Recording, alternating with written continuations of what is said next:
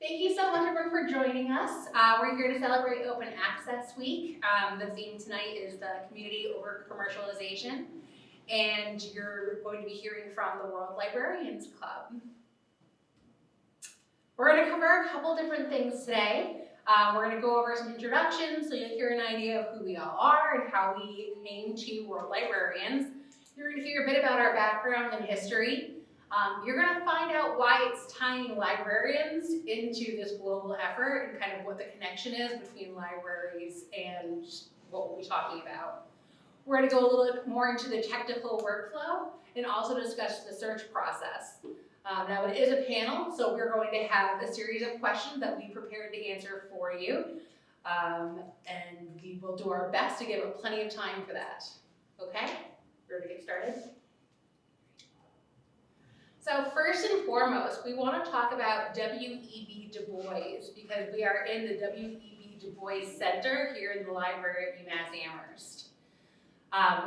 When I asked permission to use the Du Bois Center for this panel, I was asked to talk about how this event would tie into his legacy. And I'm thinking about it, and when you start going into Du Bois, it's all about anti-colonialism and equity and knowledge. And that really is the heart of what World Librarians is and what we do. So again, I just want to say thank you for the libraries for letting us use this space. And with that, I'd love to introduce you to the World Librarians. I'm going to start. My name is Theresa Dooley. I'm the Student Success and Open Education Librarian, and I'm one of the co-directors of the World Librarians Club. Charlie next. I'm Charlie Schweik. I'm a professor in environmental conservation and also a professor. I have a joint appointment with the School of Public Policy, and I'm a co-founder of the World Librarians program. My name is Mia Klotz. I'm the World Librarian Search Manager, and I'm also a junior at UMass, and my major is English, and I worked with World Librarians through my job in the Scholarly Communications Office. My name is Samantha O'Connor. I'm also an undergrad student here at UMass. My major is legal studies and anthropology. And I got involved with World Librarians also through my job in the library and my interest in open access. That was sparked by that. I'm Hari. I joined World Librarians in 2020. I'm currently a graduate student studying mechanical engineering, and I'm currently a searcher for the World Librarians. My name is Shravya Tenikela. I'm a junior environmental science student, and I got involved with World Librarians in 2022, and I started off doing searches and now hope to expand the RSO and our social media presence as well. Thank you, everyone. All right, we're going to pass it off to Charlie now, who's going to tell us a little bit about our origin story. Yeah, so the first thing, this began here in the UMass libraries. It started around 2014 during Open Access Week. And the libraries invited Peter Suber, who's an author and an expert in open access at Harvard. And Peter gave a talk, and at one point in the talk he said, I'm consulting with a group called OuterNet. They're transmitting data and information to the world, or 85% of the terrestrial surface of the Earth. Next slide. So I dug into, I wanted to understand more, and the thought that I had when he said it was, who is deciding what things get sent? So think of this like GPS, right? If you had a receiver, and you had access to the outernet signal, 85% of the terrestrial Earth, you could receive this information. North Korea was part of it, the footprint. So I was asking, well, who decides what gets sent in that transmission? And I approached Peter Suber. He put me in contact with the outernet folks. The outernet folks, ultimately, on Holdsworth Hall in our campus, there's a satellite dish like the one in this library in Malawi. I set that up, got it working. Ultimately started talking with the outernet people, asking the question, how can we set up a system that would allow the people receiving data to ask for information rather than the outer net people in the global north just deciding. So that's what started this. Ultimately, it led me to Carl Mayer, who was implementing outernet in different schools in Malawi. So that's Carl. The little device on that slide at the bottom is the outernet receiver. It's a little open source kind of machine. Next slide. Now, when I started talking with Carl, and fast forward, I've been working with him now 8 years. I've never met him in person. We're like brothers now. Carl told me that the reason he started trying to get computer labs in Malawi schools, which are these very often where he's delivering these very rural, offline schools and libraries. You saw a Blantyre library there. Has no access to the internet, often has no power. So Carl will go in with his team and create solar-powered systems and computer labs with usually rehabbed laptops. And the motivation for this, so if you get Netflix, check out The Boy Who Harnessed the Wind, that movie. It's also a book before that. And that's about William, this boy William, who managed a Malawian child, who managed to change his life, basically, as the quote says, by reading a single book. And that's the motivation for why Carl has been doing what he's doing on the team, and he's got other team members that are on the screen. Next slide. So this is an example of what Carl does on the ground, and what I learned about when I started talking with him. Sets up solar panels, sets up these labs. You can see the device. We've got a Rachel, it's called a Rachel. Maybe one of the team members can lift it up. This is a little offline Wi-Fi device that has open access information on it. You'll hear more about this in a minute. But so Carl would set these labs up, and what the kids are holding are these USB sticks called keypods. They're little $7 computers, so they each get a little computer that they can boot up their laptops, and they can get access to information. This would allow them to also access outernet. Outernet eventually, their business model didn't quite work. They collapsed, but ultimately we turned to this device called the Rachel, which you'll learn more about. Next slide. Pre-pandemic, UMass students, and one of the messages I'll probably make multiple times is this is not about me. This is about these folks to the right of me, and Theresa to the left of me also, and all these previous UMass students who've contributed to this. So we started operating World Librarians, I guess, maybe 7 years ago. Pre-pandemic, we were operating we had about 25 schools operational. And you'll hear more about what that means in a second. Pandemic slowed us down. Fortunately, coming out of the pandemic, this team came together and we got the management. We've got the management really running now again. So thanks to this team. Next slide. Our most exciting, well, not our most exciting thing, but the most recent exciting thing is that last year, these folks here and others in the library helped big way. We raised money to actually put a new computer lab in the Zalika refugee camp in Malawi. I was lucky enough to go there this summer, and this is a shot of the folks in the camp and the footprint of the camp. The camp was meant for 10,000 people. It's got 60,000 people. Next slide. And the way that started was UMass Donohue's Institute brought these Yali Fellows. These are Mandela Fellows. It's a program that brings young leaders from different African countries to UMass and to the United States. And they did a program here, and during that program last summer, I met Toussaint, who is the gentleman on the screen. Toussaint's been living in that refugee camp for 20 years. He started a group called Salama Africa, which is on the right. Salama Africa stands for peace in Swahili. I think it has several meanings maybe, but that's one of them. This is a picture I took when we visited there of all these hungry kids for information who are using little tablets And they were out the door, they were lined up out the door, waiting for their hour to be in this room to actually get access to materials.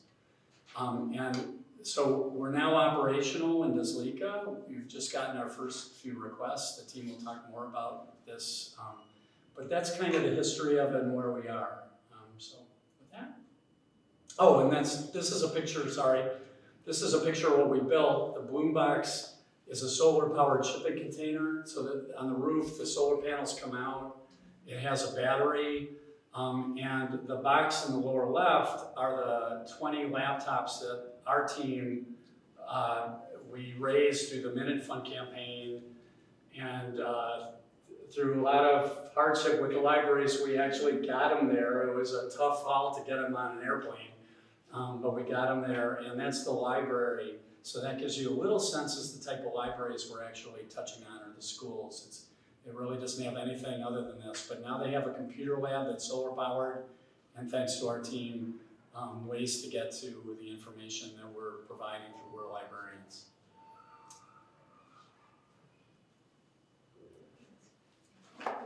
So a little bit about why librarians. So it's called World Librarians, but why? We understand it's a worldly issue, but why are librarians involved?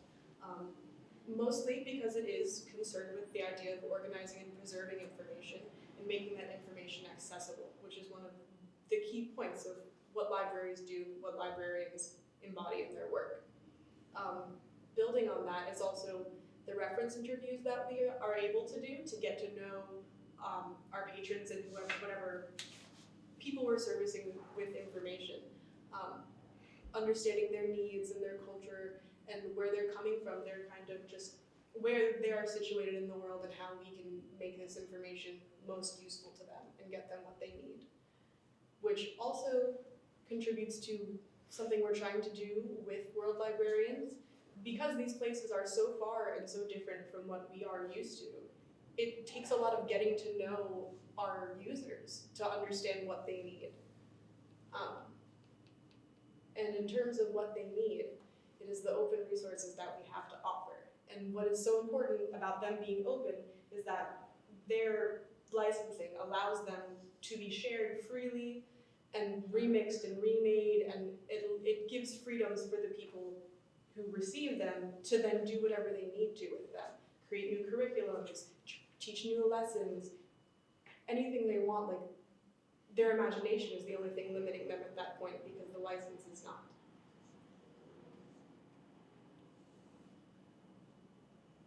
And yeah, a little fun fact about OERs.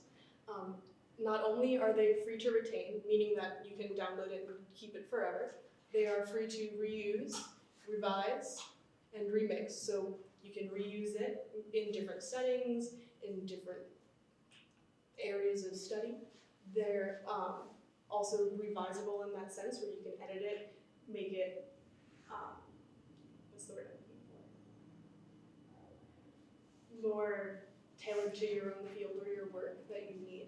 And remixing it is useful in most learning environments, in that you can create so many lessons or have the people who are learning from these resources be able to change them and adapt them to what they need, and even learn more from them and connect them to other resources. Along with redistribution, which is the most important part, at least to us, in that their licensing allows us to share these with anyone we need to. Thank you, Sam.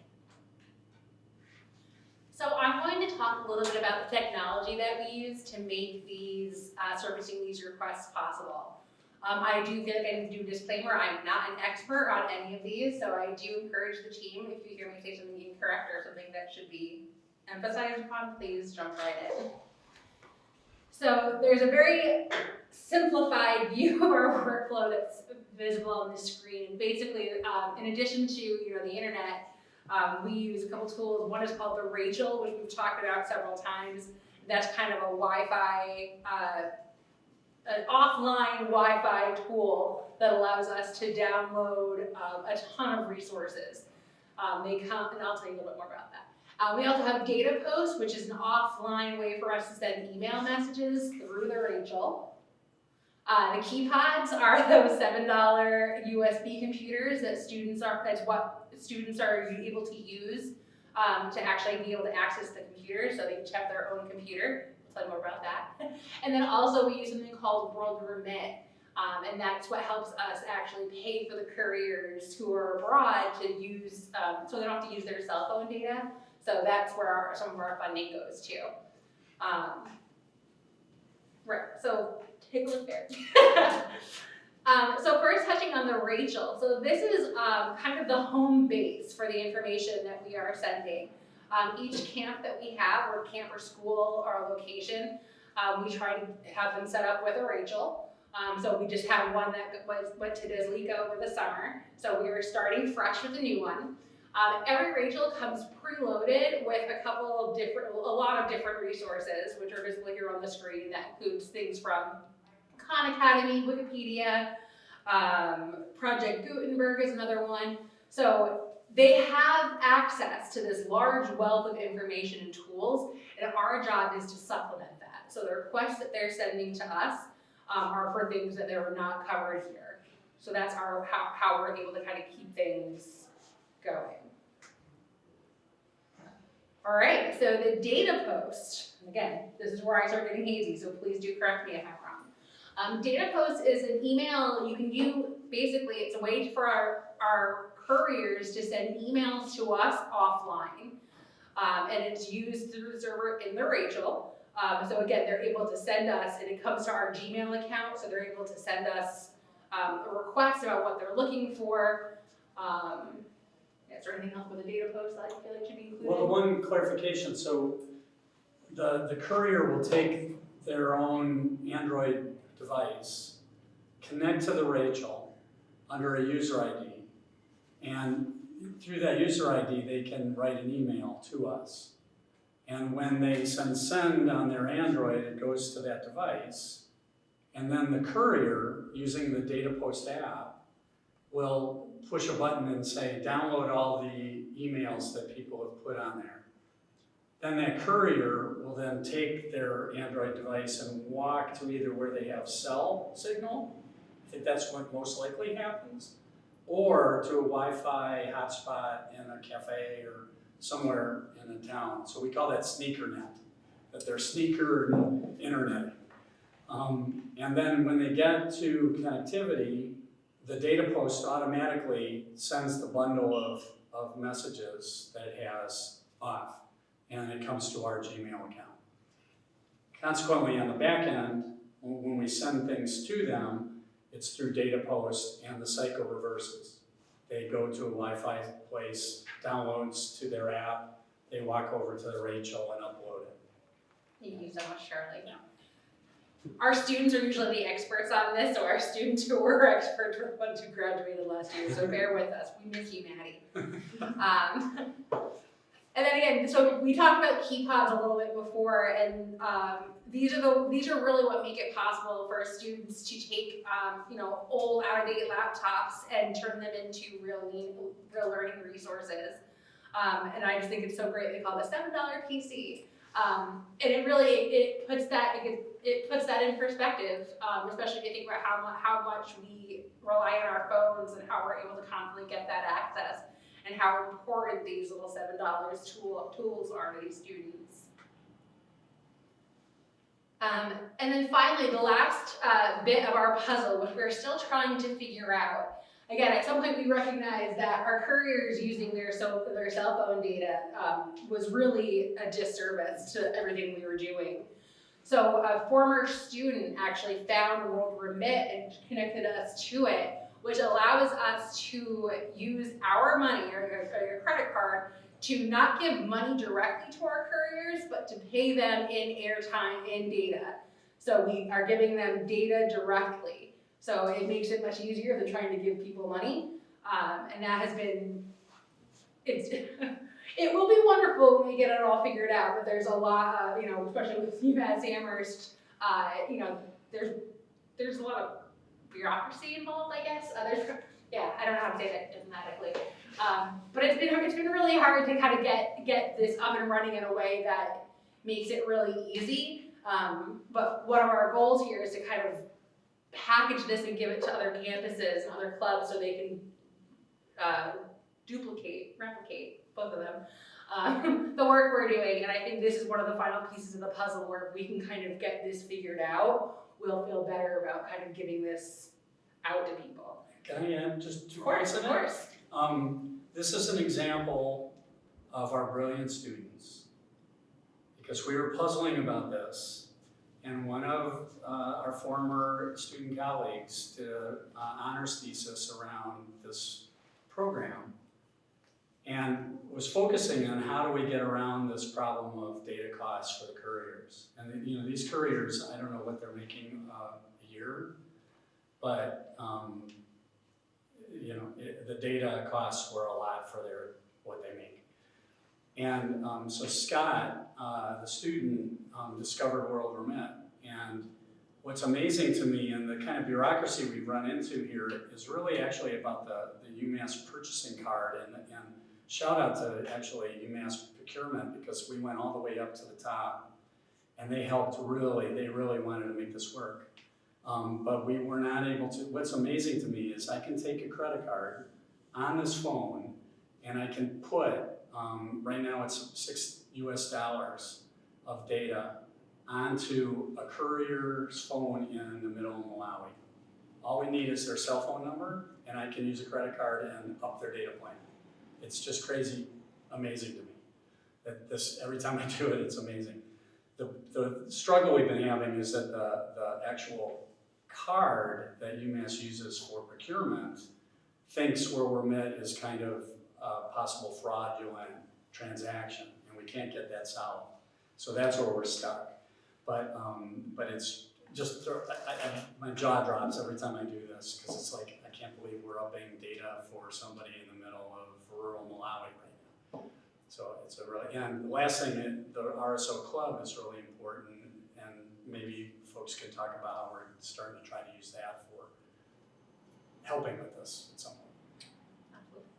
And I will say, absolutely, shout out to our procurement team, or procurement department, because I will say that everyone we've talked to has been enormously helpful. Once they hear what we're doing, everyone's like, oh right, yeah, we absolutely have to make that happen.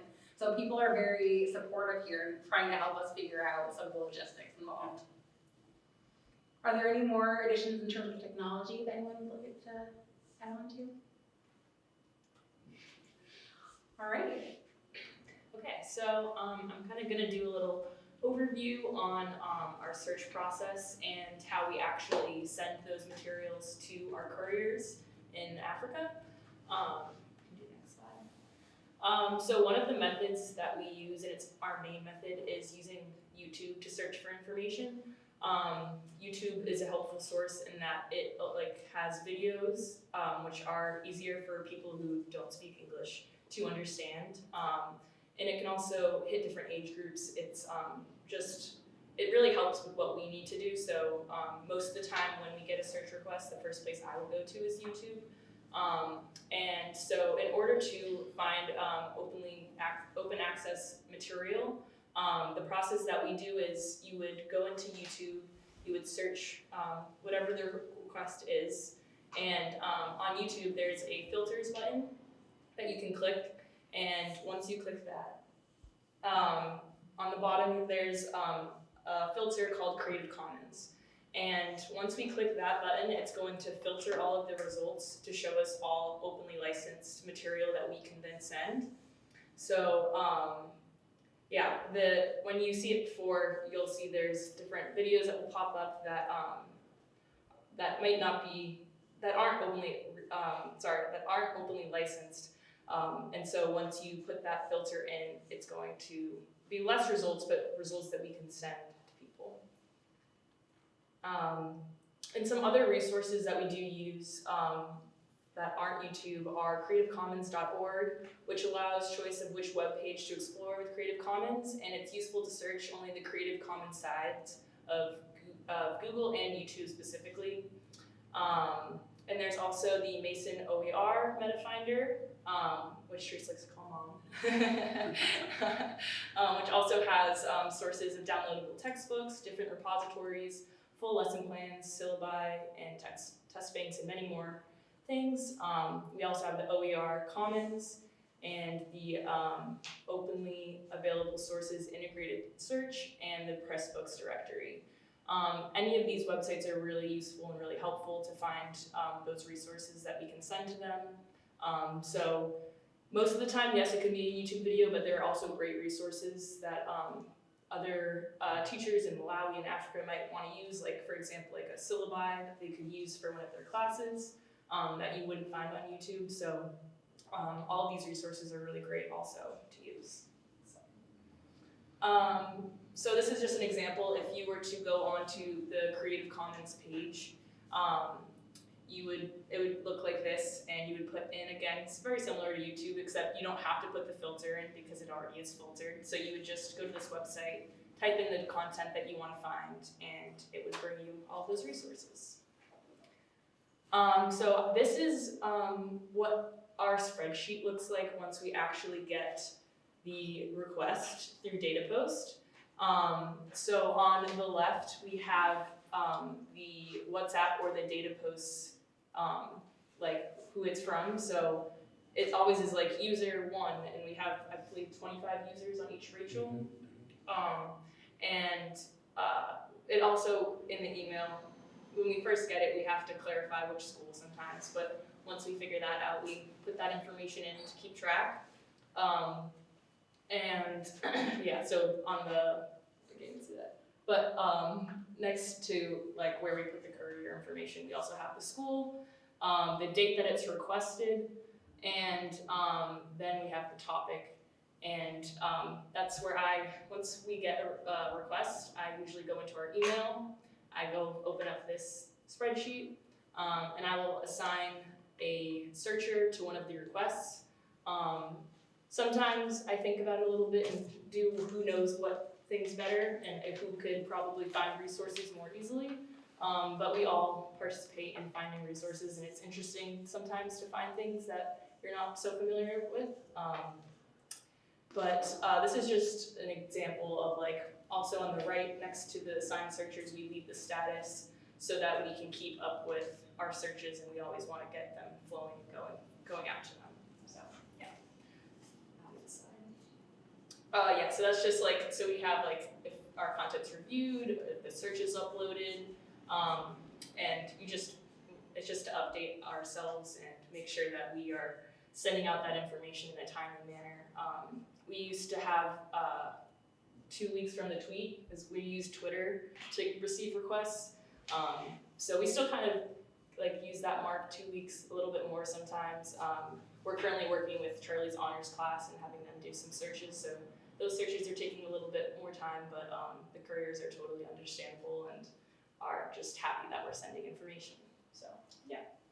Can you just add, what's your favorite search request, or do you have a couple that come to mind that, just to give the audience a little bit of understanding the kinds of requests we're getting?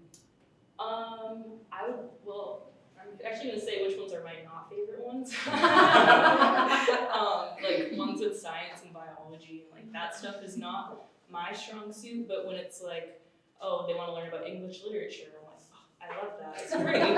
So I would lean more towards like, English related questions and stray away from more of the sciencey stuff. But it's also a learning experience for me also to see that side of it. So. Are you taking questions now, or should we hold them? Hold on. Yeah, I should probably know. Thank you. Next slide. Next slide, yes. So this is just the other side of it. So we do put the topic of our request in there, but sometimes we have to go back and remember what they requested, what information were they looking for. So we also include the full request. If you could click, there's an animation. Okay, yes. This is, I'm not sure, it might be kind of tiny, but we also have a notes side as well. And this is just an example, like, we got a request, but in the notes we wrote, search was started and pending approval, but, Mia emailed back to ask for more specifics, and then we included, okay, it's pending approval now. But we sometimes will get a request and we're not exactly sure what they are requesting. or it might be a general thing that they ask and we want more specifics into what they really want to know about the subject. So we might go back and ask them, and that's actually something new we've been working on. We've been using WhatsApp a lot to be in a quicker conversation with our couriers. So if there is something that we need clarified, instead of going back and emailing them through the data post, we can quickly text them on WhatsApp, and I have messages with all of them, so I can go and say, what did you mean by this, or did you want something specific about this area? And again, our goal is to give them what they want, so we don't want to have a preconceived idea of, oh, this is what they meant in their email. We want to actually know what they want. So, yeah. So, and that's it. Great. Thank you.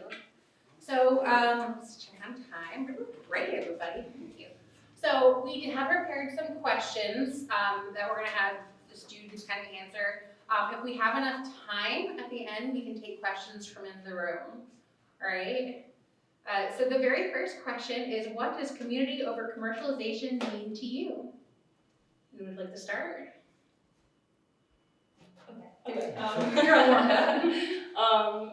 Community over commercialization means to me, I guess it's kind of implied in the title, like focusing on community and focusing on the wants of what they're requesting.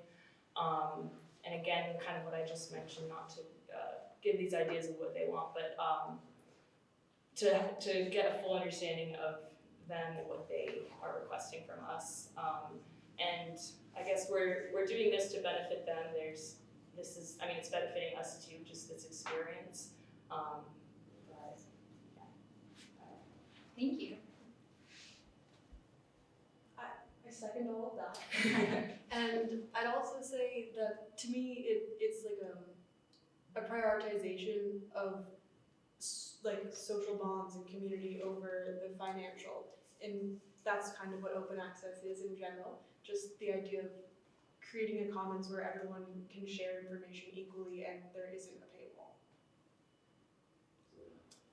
Yeah, I definitely agree with that. I think that's along the lines of my interpretation, where community over commercialization is sharing information and being able to build on top of each other's ideas to be able to reach ideally higher achievements. And I think a really good example, at least recently, is the COVID vaccine, where the US, Canada, and UK had all developed the vaccine and had the IP rights, but they were actually restricting the development of the vaccine locally in like other countries.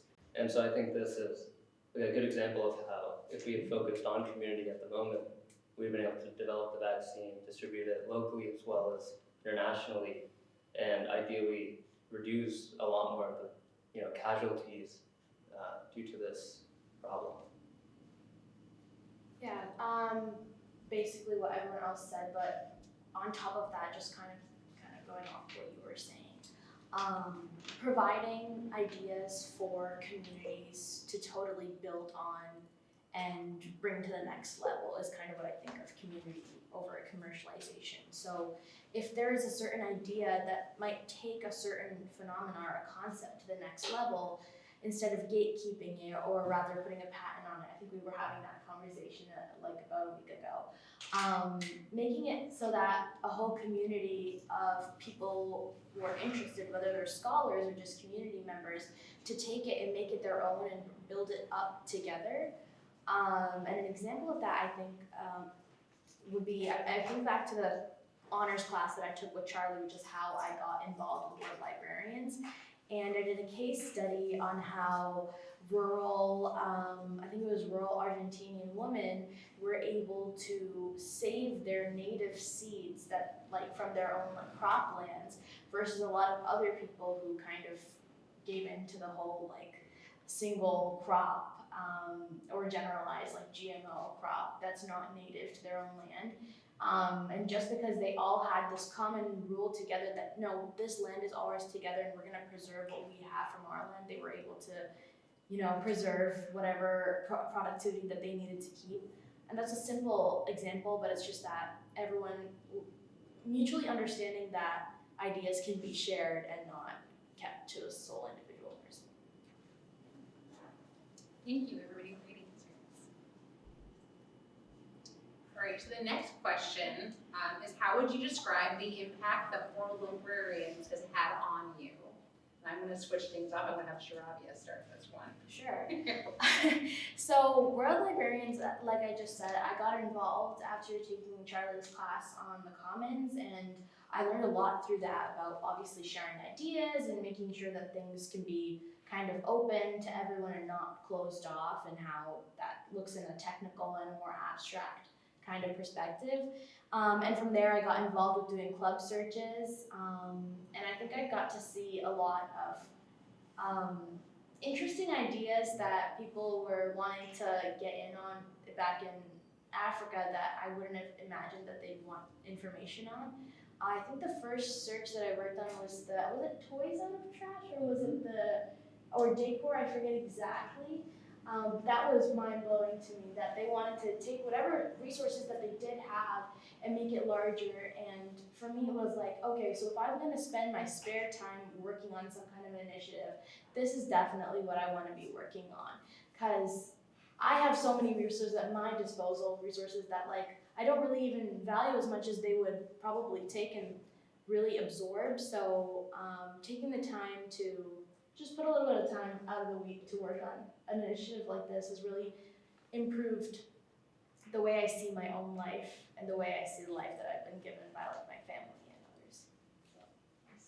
So, I can 100% back that. I think I worked on that same search, and that one just, it really makes you think about everything we take for granted. And it's like, I could, just working with the club, you really think about your habits, where I can easily just Google anything I could ever want. Like for example, how far away is the sun?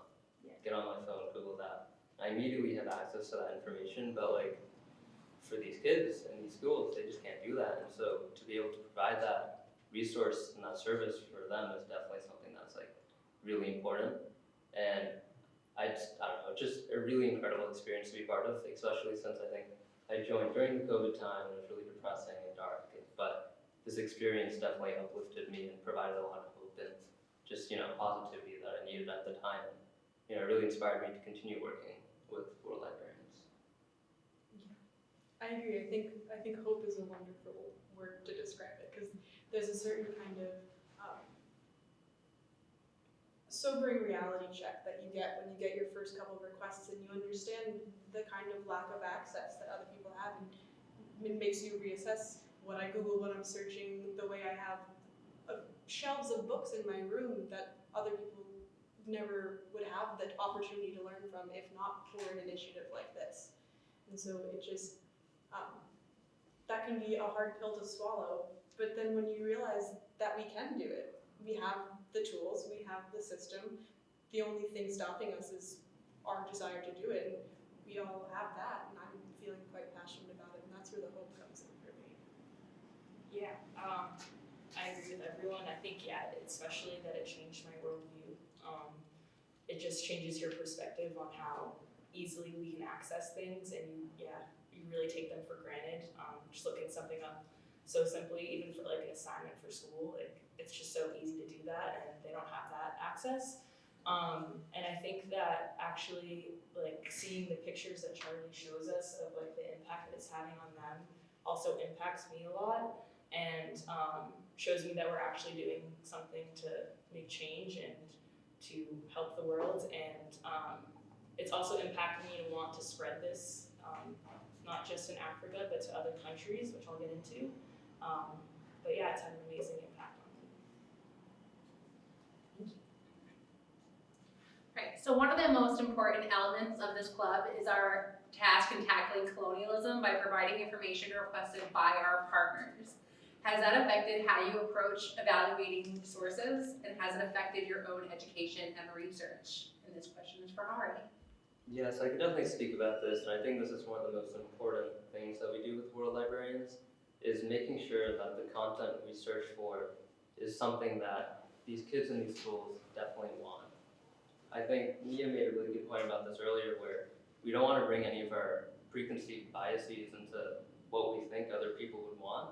And so I think that's inherently within the search process, where we allow the schools and the students to request information. And so we don't automatically just send anything over there. And I think this is also inherent in the search process where we need to make sure that the content we're searching for is actually applicable.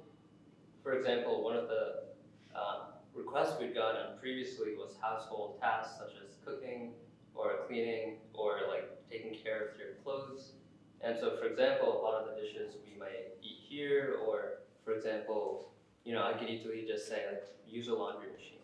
But like that's not necessarily the technology or the food or any of the content that would be useful for kids in these schools. And so when we do searches, it's important for us to determine like what resources are useful and actually like viable for us to send. And I think that's a really important thing that we focus on.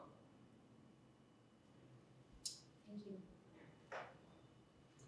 So this question is going to be for Sam and Mia, who are our emerging librarians. Has your understanding of libraries been impacted at all through your involvement in World Librarians? Yes, very much so. I guess I just didn't really have an understanding of like what a librarian could really do until I met Theresa, and she was kind of like, "Oh, are you interested in this? I can find a job for you in this or in this or in this." And I was like, "Oh my god!" Like I didn't know that all these like positions were a thing, or that you could kind of be a librarian but be so like there's just so many different possibilities of what you could do.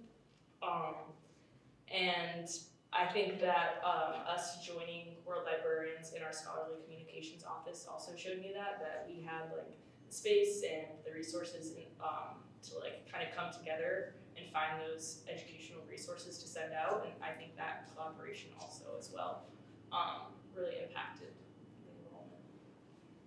Yeah, I agree. I think the most like definitive change in my view of libraries was regarding like what librarians do. What do they stand for? Like to me it's an embodied act of service. And so it's this idea of always being willing to help and being willing to help in whatever way that person needs. So it's this selfless act.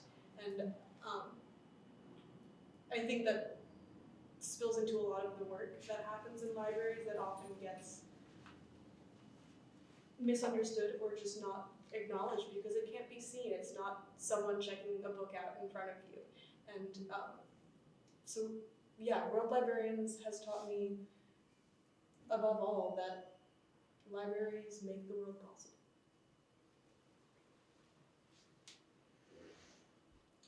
So this is another question that I would like to pose to all of the students, and that is, what are the biggest challenges that you're facing with World Librarians? And I'll start with Mia this time and go down. Okay. I think that one of our biggest challenges is kind of what we've talked about is getting the information that they want. We just had our honors class with Charlie, and me and Theresa were presenting on the process and kind of open education. And one of the questions that we got was like, what do you do if someone requests something like that you might think about before you send it? I know that we got a request for Bible information, and that was something we were like, oh, do we send it? Or like, oh, of course we send it. Like, this is our job. We can't be thinking of our own preconceived ideas or notions or anything. We have to just really be the librarian, take the request, and send them that information. And so I guess that goes with like, also a challenge is like understanding what they want. And I think us using WhatsApp to communicate with their couriers is helping this challenge a lot. But it's something that we're still working through. Yeah, another thing that I think we're still working through is ironing out the workflow in a post-COVID world. Things have changed, communication has changed, and the club did kind of halt at that point in time. So it's a matter of finding out what helps us help them, and how to get on a regular schedule. I think that's a lot of what we've been struggling with in terms of like fulfilling requests. But yeah, so. I think for me the biggest challenge is probably finding content that's like credible, it's at the right age level, and it's like also engaging, because sometimes we find resources that are useful, but they're simply just like Wikipedia articles that have been turned into YouTube videos through like text-to-speech. And if I'm a student and I'm listening to that, I'm not going to be engaged and I won't be able to learn much from that. So trying to find content that's like engaging and also at the appropriate level, because like we're working with kids at like throughout different age groups, so it's important to find content that's useful for them in that sense. Yeah, I think one of the challenges that we've all talked about in terms of like the actual structure of World Librarians is making sure that the work and like what the organization of what's happening continues to be passed down to people who are younger than us, because we have some amazing students, like alumni, who've done really great work. And I joined World Librarians when Maddie was on, and obviously a few others. And obviously after she left, there's like a lot of communication of like, Maddie, what did you do for this? What did you do for this? Which is amazing. But moving forward, as soon as our experts here also leave, it's like we want to make sure that the work continues to flow. So creating some kind of self-sufficient RSO that really will stand on its own 2 feet, both with the actual search operations, but also financially speaking, if it could be completely sufficient within the actual UMass organization itself, it can ensure its longevity and that it'll continue to prosper even after people who do a great job in World Librarians leave and move on to things beyond UMass. But again, our alumni are great and they've been in touch with us, and I think it's just so great that they're still so attached to the program and willing to just stay on board and always give us advice and help. So there's obviously 2 sides to the coin, but really just creating some kind of a structure that will help us continue to just like have the project keep going. Absolutely. All right. Now, the counter question to that is, what opportunities do you see World Librarians pursuing in the future? And I know we talked about this a lot, and I see everyone smiling. So, Shravi, I'm going to go ahead and have you start this one. Yeah, sure. So personally, I see a lot of opportunity on the RSO side of World Librarians.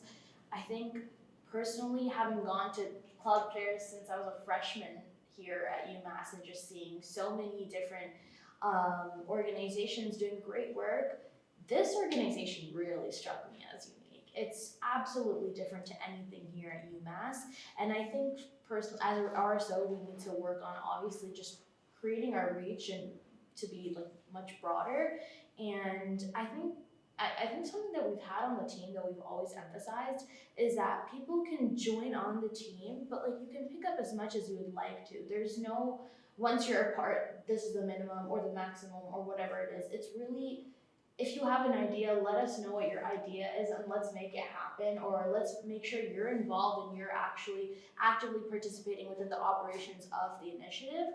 So making that an apparent goal of our club as a club would be great, so that students can just come on and I guess help with what they want to help with, and then either take a step back or just lean in more and really get to the core of it. So making sure that that's a big thing that we're promoting in the next 1 year would be great, to have more people on board, because more people on board means more searches, and more searches means we're doing even better. So yeah. Definitely.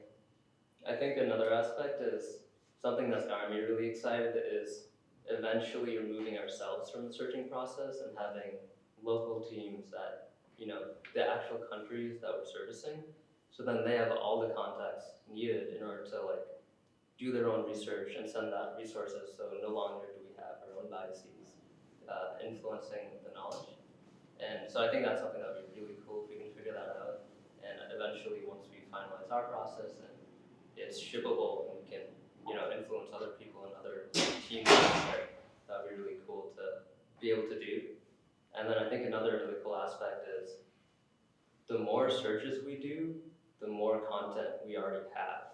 And so if we get repeat searches, we can always just, hey, we already searched for this, let's just ship out the information that we've already searched out. And so it's like an exponential thing. Like the more we work on it, the better it gets, and it's really inspiring.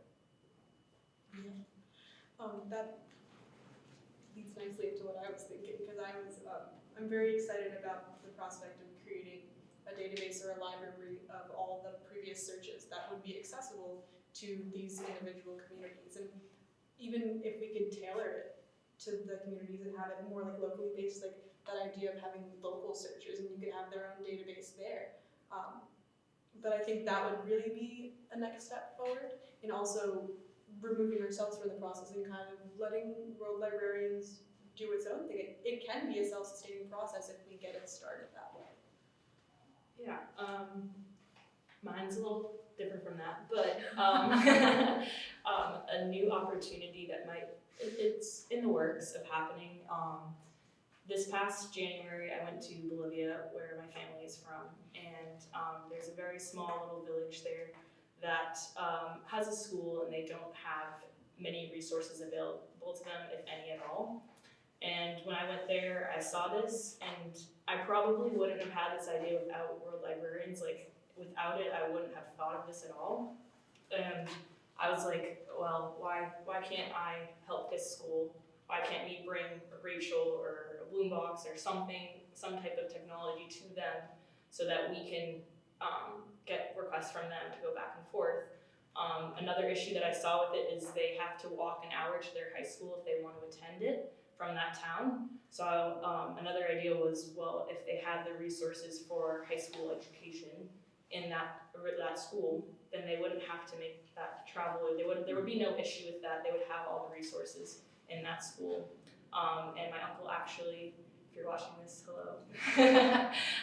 He went to Bolivia over the summer, and he talked to some of the teachers there, and they are up for it, and they totally want to work with us. So there's lots of, obviously you saw there's lots of technical aspects of it, and those are kind of hard to work through, but that is something potentially that we would want to do, because we want to expand World Librarians not only in just Africa, but in the world. It's World Librarians. So we eventually want to expand to everywhere.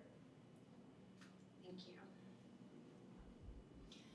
So we have one more thing that we want to do before we get into questions, but I want to kind of honor the people that are watching via YouTube right now. If you do have more questions for us or want to learn more about what we're doing, please reach out to us at our Gmail account. It's uma.worldlibrarians@gmail.com. And so if you do have more questions and you're not able to interact with us and ask those tonight, please send an email to that account, and we will be back to you as soon as we can. Before we turn to the people in the room to have an opportunity to ask some questions, we do want to give a quick shout out. First, I want to just make sure I thank the UMass libraries, especially Christine Turner, who is the head of our Open Programming Committee, and is helping us put these kind of events together. Yeah, and that's the list of previous students. They're just awesome, and it really is amazing to me, as this team has said. I've been at UMass for 25 years, and I don't think I've ever been involved in a program, I really call this a program, not a project, where alumni have actually been really wanting to be engaged post, and that's just a really remarkable thing. And I'll just say, UMass students rock. The people, this team, and the team before them, this is all about what they do. They're doing this, and I'm just really grateful. So thanks. Thank you. Oh, that looks awful. I'm sorry I didn't fix that before we get going. But as a quick reminder to everyone that this is a registered student organization, so students are more than welcome to join us. They can do that through Campus Pulse, and we meet at 9 a.m. on Friday mornings, but it's through Zoom most of the time. And when we're in person, we have like we've got, like, what do they call donuts? I'm sorry, that's so hard for me. So that being said, are there any other questions or anybody in the room that you would like to ask? Sure. So I picked up on the fact that all of you are studying different things, so I'm wondering how you kind of harness your own interests and also, you know, your desired career after this in your involvement with World Librarians. Yeah, I think kind of like what I said earlier, I kind of lean towards like English stuff like that because of my major. Sorry, I just lost my train of thought. Sam. Yes, when I get requests near and dear to my heart and academically, that is always exciting. But I like to think that my time studying anthropology has given me like an interesting insight into like the decolonization aspect of this all and really like the cultural work that we're doing beyond just resources. Yeah, I think on my part, and I probably can speak for a lot of us, is that it helps us validate sources, because, you know, we can find a bunch of sources on YouTube, but we're not sure necessarily if they're correct or not. But with our own education, we're able to, you know, make sure that what we're searching is actually the correct information. Yeah. So I study environmental science. So for me, if there's a request on something biology or physics or chemistry related, I will know exactly where to go because I have watched those videos for myself when studying, and I know those vary. I don't know if you guys know who Amoeba Sisters is. It's the best ever science YouTube channel. It's like little things that make me so happy when I see it. Like I think we had some mammal reproduction requests recently, and I was like, okay, I think I know where to go for this one. But I mean, that's just a small thing. But in the grand scheme of things, it's great to see a science request. But obviously, it doesn't make me biased because I'm also pre-law, so I enjoy seeing other things. So for me, it's like it doesn't really matter. And I did the Bible request for that, the religious one, and like that was completely out of like my comfort zone. I remember reaching out to Sam. I was like, Sam, I'm not finding anything on this. I'm not, because some of the requests were super obscure and we were really struggling. But we both learned a lot. I hope. Yeah, no, it was interesting because I had to tie it in like my own education. I briefly went to Catholic school and I was like trying to remember things about where is this in the Bible? But we found it and we got them the information they wanted, and that's what counts. Exactly. I think that's really what counts. So yes, it's great to see something in my field of study, but also it's a learning opportunity for me otherwise. Are there trends that, sorry. No, go. This is a follow-up. Are there trends that you see in the things that like pop up most frequently from the searches? I feel like it depends on the time. So during COVID, we got a lot of like sanitary sort of requests, but then other than that, it's like, it's really broad, because it's like, I don't know, everyone has like a million thoughts a day, and so it's like, I'm constantly doing a bunch of random stuff, but like, we're getting that kind of through the requests, but like, you know, not super frequent like intervals, but so it's super broad. To add to that, I also think that I've seen lots of requests recently about like recycling and stuff like that, and I'm thinking maybe with a more of awareness to climate change and stuff like that, people might be requesting that type of information. But again, like Hari said, it can kind of depend on the time. I guess it also depends on like what they're teaching at that time for the school too. Can I jump in on this one? I mean, one of the trends I've seen over time is a lot of requests that are, I would call maker requests or DIY requests. This wasn't quite one, but I just crack up at this because I always remember this was one of my first requests that really just made me go, wow, this is interesting. We got a request from St. Michael's Girls' School, and they asked for, we want to know how to get a helium balloon into space. And that was a proof of concept, like, okay, I would have never guessed that that's what they would want. But we've had a lot of other ones. Hari mentioned, I think we got a request from a location in Kenya that's right adjacent to the largest dump in East Africa. And those children, through their courier, through their teacher, asked for, we want, and some of these are heartbreaking, we want information on how to make mats out of trash. We want information on how to make shoes out of trash. We want information on how to make toys out of trash. And that one, our students found these amazing YouTube videos out of India that were these toys out of trash. And a month later, after we sent it, we got pictures of the kids making with little boats out of paper cups at one of the videos. And I started off with the inspiration for Carl Meyer in Malawi with The Boy Who Harnessed the Wind. So again, if you haven't read that book or seen that film, watch it, because it's a maker movie. It's a maker story about a kid getting access to a book on energy. And so we're getting a lot, over time, we've just seen a lot of requests on how to make things, DIY stuff. Christine?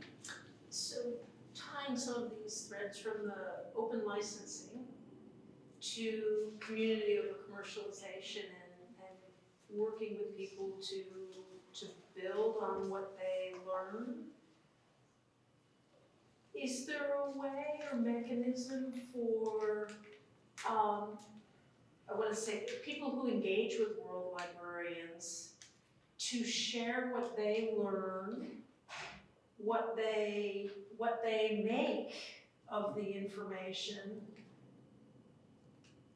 with other schools, other people in their communities, or even throughout the world? Is that part of the workflow or the capacity? Or could it be? So, one of the things, do you mind if I jump in? So one of the things that we've talked about, and we touched a little bit on having on-the-ground researcher teams in different countries. And a big part of that is not only their familiarity with their communities, but also their ability to, on their side of things, be fully trained and have the technological tools to do that work on OER, like they're doing the remixing, the editing, the translating. And I think that what would be excellent about that is for those teams to also be helping with that outreach. That's an opportunity that I see there. I think you saying that right away, oh yeah, we should absolutely be having that. That's not something we've talked about that I'm thinking of.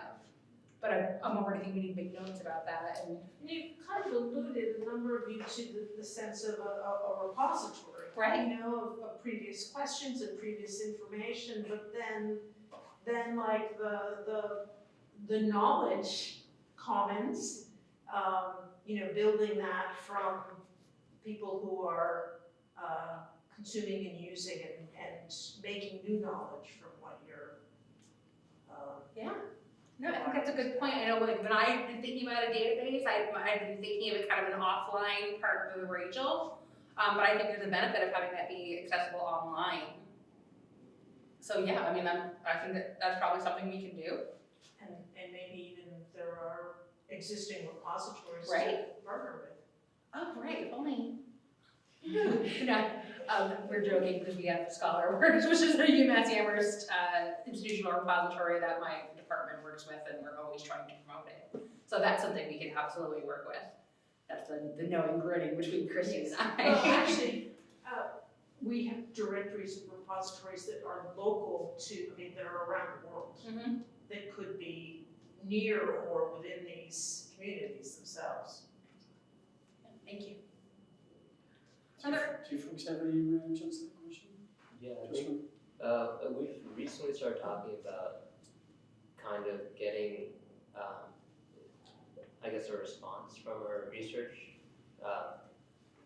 seeing the impact that we have based on our research and sending that over. And so I think that kind of talks a bit about how that could be something else that we add in terms of what is the impact we have, but like what have you learned, and if there's anything that they want to share as well. Because I think, we can just recycle that, add that to our database, and then, that was such a really good point, so I appreciate that.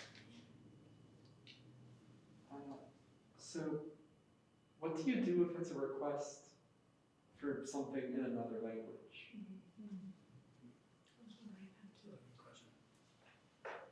don't think we've come across that yet, right? It's for so far it's only been requests in English because the couriers that we're reaching out to speak English, but the kids in the school do not. So we haven't come across that problem yet, but it's something that we're willing to think about. I'm not sure. So if we were to come across that problem, I think there's something I've explored in the past, which is in a different class setting, to explore how different countries get information and if it looks different. So does my Google look different from somebody's Google in I don't know, in Portugal, or does it look different from someone else in, I don't know, Bolivia? Figuring out that. So Google actually has a certain setting where you can view the actual Google of a different country. So I think in that case, we would cater to whatever language that region speaks, and maybe set our VPN or whatever it is to make sure that we're in line with that, and then figure out, okay, so if they're getting these resources and it's in this particular language, we can kind of vet it somehow. And I know Google has great translation services as well, where you can translate the page back to English. And I've done that personally with trying to figure out whether I'm getting the right news about news back home in India versus what I'm getting here about the same issue. And it's actually really interesting to see the differences. What's the first article that pops up here versus there? Yeah, that's a really good point. I'll also say that that's a real big benefit of working with OER, Open Educational Resources. A major component of that open licensing is that it allows people who are using those resources to translate it. So in theory, if we're working with a courier who speaks English and the languages used in their classroom, they have the ability to translate those materials into the language that they're using in their classroom. Which isn't necessarily the truth if you get a textbook from a major publisher or something, you can't necessarily copy that and translate it. So that's another benefit. Of course, this is an opportunity for us to grow, but it is really hard to do that, especially in Africa when the languages don't necessarily line up with the borders. And so, yeah, because we've gotten down to these deep conversations where we start thinking oh, how do we handle that? And again, that would be a major benefit of working with a searcher team in home countries as well. I'll just add, it's a really big, important question. And I'm no pressure on you here at all, but given what you're signaling, we may have this issue, right? Because, and I'm almost thinking you should take that Rachel down to wherever you want to go, and to start it up. But in that case, yeah, we'll get a request that'll be asking for materials in a different language, I'm expecting, right? So one thing would be, the RSO, could we go find and see, is there a Spanish club or, and can we leverage that? Or it goes back to the issue of can we get searcher teams elsewhere? And that's where, I'll close this statement with this. Before the pandemic, we were at the point where we were maxed out on requests. We were getting requests and the student team was getting tired. And so one of the goals is, okay, how do you scale this? And replicating searcher teams, we could ultimately really scale this if we get duplications of teams in other universities, both in the US and elsewhere. So that would be another way, to maybe have a French searcher team, or so that, anyway, and this is one of the things of this project, is it's and with the energy of the students, it seems like we're always thinking of, oh boy, we could do that. It just seems to grow, which is exciting, and it's also a little daunting sometimes. Okay, got to pull back and focus. Thanks for the question. Were there any other questions? Madeline, did you have anything you wanted to ask? Well, my previous one got answered, and hi, I'm Madeline, I work here in the Du Bois Library. How big is your RSO? How many more students are there? This is the group. Yes. Okay, we're growing. I think we're welcoming a couple new members to our meeting on Friday. We have 3, pretty sure. Great, thank you, that's what I was wondering. Yeah, absolutely. And again, Spread the word, man. yeah, students are absolutely welcome to join. It does not matter what their major is or how much time they can contribute. We welcome everybody. In one of the honors classes, one of the students was like, how did I not know about this? Or why is this not known to all the students? so, yeah, just going back to that. So we're Once trying. people hear about it, they really want to be a part of it. I think our social media sub-team is really spread the word. We've gained 10 followers. I think right now we have an Instagram account. That's pretty good. Yeah. I'm working on it. Yeah. All right, so thank you so much everybody for joining us.